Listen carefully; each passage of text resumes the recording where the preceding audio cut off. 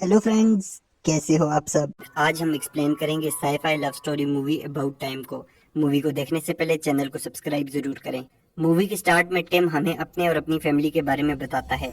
Tim की family में उसकी मॉम जो थोड़ी सख्त होती है, उसके डैड जो रिटायर हो गए होते हैं, उसके अंकल रेसमोंड जो कभी कभी उनसे मिलने के लिए आते हैं, और उसकी सिस्टर किट कैट होते हैं। किट कैट टिम को सबसे ज्यादा प्यारी थी। टेम ने एक नॉर्मल लाइफ अपनी फैमिली के साथ गुजारी थी जब तक वो 21 साल का था। टेम ज्यादा वक्त अपनी फैमिली के साथ गुजारता था। इसके बाद टेम के घर में न्यू ईयर पार्टी थी जहां बहुत सारे लोग आए हुए थे।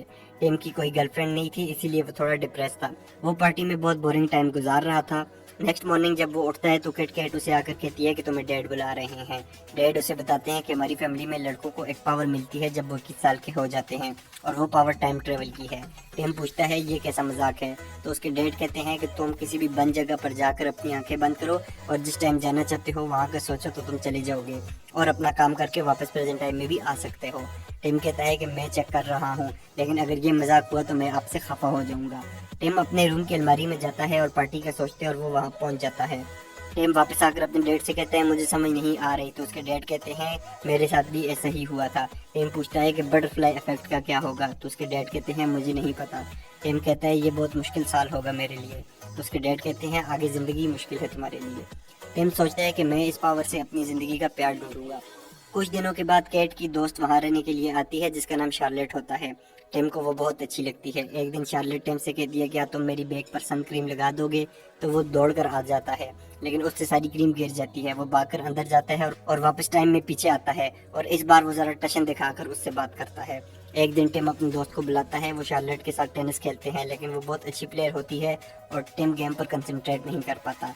सब दिन गुजर जाते हैं और टिम शार्लेट को अपने दिल की बात नहीं बता पाता। जब शार्लेट की लास्ट नाइट होती है तो टिम आकर उसे अपने दिल की बात करता है। शार्लेट कहती है अगर तुम आखिरी वक्त तक इंतजार न करते तो शायद कुछ हो जाता। टिम टाइम में वापस जाता है और शार्लेट जिस दिन आई होती है उस दिन रात को आकर उसे अपने दिल की बात बताता है। तो शार्लेट कहती है अभी कुछ दिन हैं, तो मेरे जाने वाली रात को आना और फिर मैं तुम्हें बताऊंगी।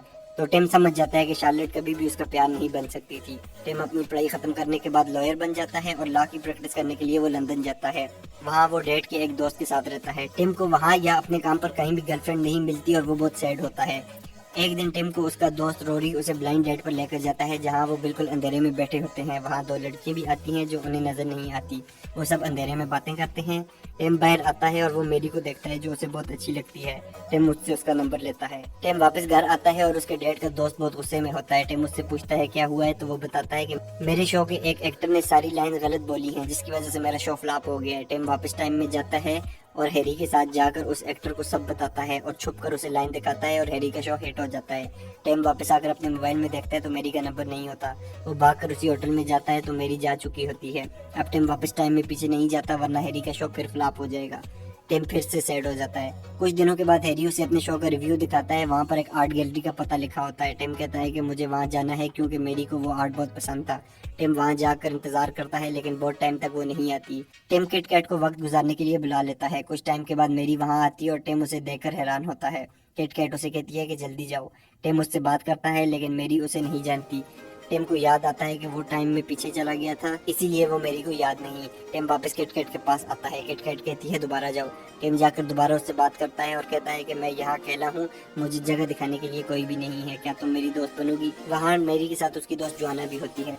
टिम मेरी से पूछता है क्या तुम्हारा बॉयफ्रेंड है, तो वो कहती है हाँ, हम कल ही मिले हैं। और वो बॉयफ्रेंड वहाँ आता है। टिम उनसे सारी इन्फॉर्मेशन लेता है कि वो कहाँ मिले थे और किस टाइम पर और किस जगह, और टाइम ट्रेवल करके वापस उसी पार्टी में पहुँच जाता है।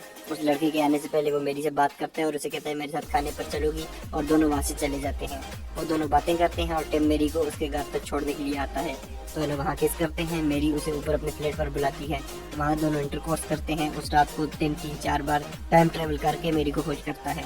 दोनों रिलेशनशिप में आ जाते हैं और एक दूसरे के साथ बहुत खुश होते हैं और एक दूसरे के साथ रहना शुरू कर देते हैं। एक दिन मेरी बताती है कि मेरे पेरेंट्स मुझसे मिलने के लिए आ रहे हैं और वो तुमसे भी मिलेंगे। टिम पूछता है कि वो कब आएंगे, तो मेरी कहती है बस वो पहुंचने वाले हैं, तुम जल्दी से अपनी पैंट पहन लो। टिम मेरी के पेरेंट्स से मिलता है और मेरी उन्हें अपने रिलेशनशिप के बारे में बता देती है। टिम एक शाम को अपने दोस्त के साथ एक प्ले देखने के लिए गया होता है। वापसी पर उसे शार्लेट मिलती है जो उसे डिनर की ऑफर करती है। डिनर के बाद टिम उसके फ्लैट तक छोड़ने के लिए जाता है तो शार्लेट उसे अंदर आने के लिए बुलाती है, लेकिन टिम को उसी टाइम मेरी याद आती है। वो शार्लेट को छोड़कर वहाँ से चला जाता है और मेरी के पास जाकर उसे प्रपोज करता है और वो हाँ कर देती है। टिम मेरी को लेकर अपने घर कॉर्न हिल जाता है अपनी फैमिली से मिलवाने। टिम की मॉम डैड को मेरी बहुत अच्छी लगती है। टिम किट कैट से मिलता है जो कुछ डिप्रेस होती है। टिम पूछता है तो वो बताती है कि मेरी जॉब छूट गई है और लंदन मुझे पसंद नहीं आया। रात को टेबल पर टिम सबको बताता है कि वो और मेरी शादी करने वाले हैं और वो जल्दी पेरेंट्स भी बन जाएंगे और सब बहुत खुश होते हैं। दोनों अपनी शादी की प्लानिंग करते हैं। शादी वाले दिन मेरी रेड कलर के ड्रेस में होती है और सब बहुत खुश होते हैं। शादी के बाद बहुत तेज बारिश लग जाती है और सब भागकर अंदर हाल में जाते हैं। टिम अपने बेस्ट मैन चुनता है लेकिन सबकी स्पीचेस खराब होती हैं और वो चेंज करता रहता है और एंड पर वो बेस्ट मैन चुनता ही नहीं है। शादी के कुछ टाइम के बाद मेरी और टिम की बेटी होती है जिसका नाम वो पोजी रखते हैं। पूरी फैमिली हॉस्पिटल आती है और पोजी के साथ टाइम गुजारते हैं।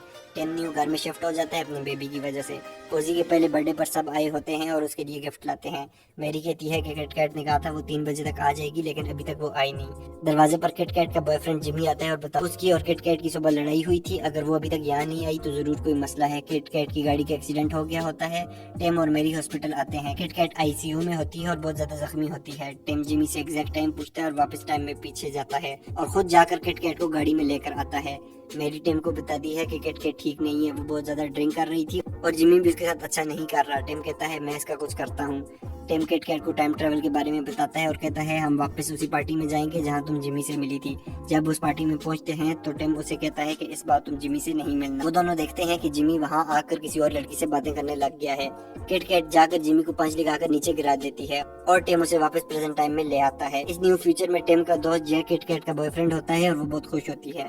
टिम वापस घर आता है और उसका बेबी चेंज हो गया होता है और पोजी की जगह कोई बेबी बॉय होता है। टिम वापस पोजी के पैदा होने वाले दिन जाता है और अपने डैड से इस प्रॉब्लम के बारे में पूछता है।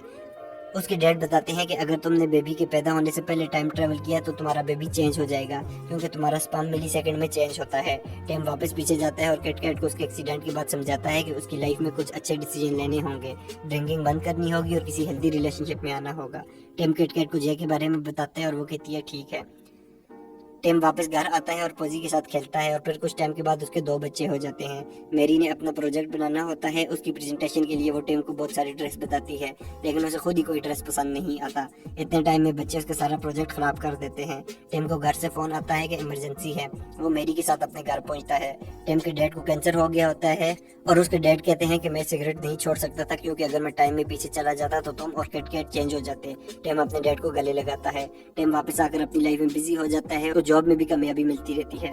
फिर एक दिन न्यूज आती है कि उसके डैड मर गए हैं। वो घर जाता है जहाँ फ्यूनरल होता है। टिम लास्ट बार पास्ट में जाकर अपने डैड से मिलता है और उनसे बातें करता है। कुछ टाइम गुजरने के बाद एक दिन मेरी उससे कहती है कि हमारे 3 बेबी होने चाहिए और टिम सोचते हैं अगर एक और बेबी हो गया तो वो वापस अपने डैड से कभी नहीं मिल सकेगा।